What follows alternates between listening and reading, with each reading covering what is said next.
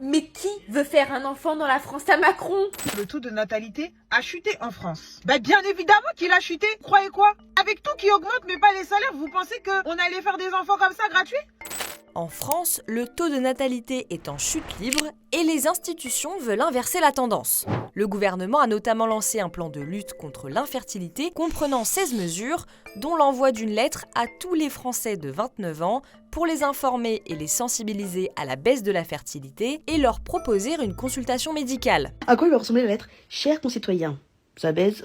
Et le moins qu'on puisse dire, c'est que les pré-trentenaires concernés par cette lettre sont loin d'être convaincus. C'est-à-dire que je le prends déjà pas très bien quand c'est une de mes tantes qui vient me dire alors, t'as 29 ans, les enfants c'est pour quand? Donc bon, quand c'est le président de la République, là je crois que c'est encore un peu too much. Sur TikTok, ils sont nombreux à interpréter ce courrier comme une pression à faire des enfants, au point que le sujet est devenu viral et les réactions se multiplient. On n'a pas assez de pression comme ça dans cette société. Vous voulez nous rajouter ça? Mais je rêve. Alors pour relancer la natalité, certains expliquent qu'ils préféreraient des mesures plus concrètes. Après, il faut se poser les bonnes questions. Pourquoi est-ce que les gens ne veulent pas d'enfants, à votre avis? Parce qu'ils ont plus l'argent et que dans la France à Macron, franchement, c'est très compliqué en ce moment. Envoyer des appartements, des pièces en plus, de l'argent, je sais pas. On est pauvre, Macron, c'est ça que tu comprends pas. Tout est de plus en plus cher. Il n'y a pas de travail en France. Faire des études, ça sert plus à rien. On va les nourrir avec quoi? Avec des cailloux? Vous êtes des fous, vous.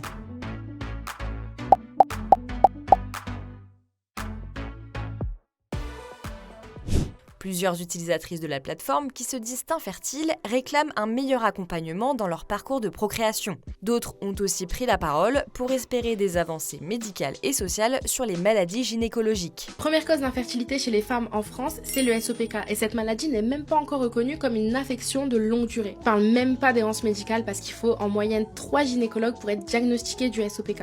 Comme un écho à ces préoccupations, une mission parlementaire sur la natalité en France vient de dévoiler son rapport. Il contient une trentaine de propositions visant à révolutionner la politique familiale et plus largement à repenser la place des enfants dans la société. Une nouvelle aide financière versée chaque mois par enfant, la création d'un nouveau congé parental ou encore l'aménagement d'espaces adaptés aux enfants dans les trains, autant de mesures que les jeunes trouveront peut-être plus convaincantes pour relancer la natalité.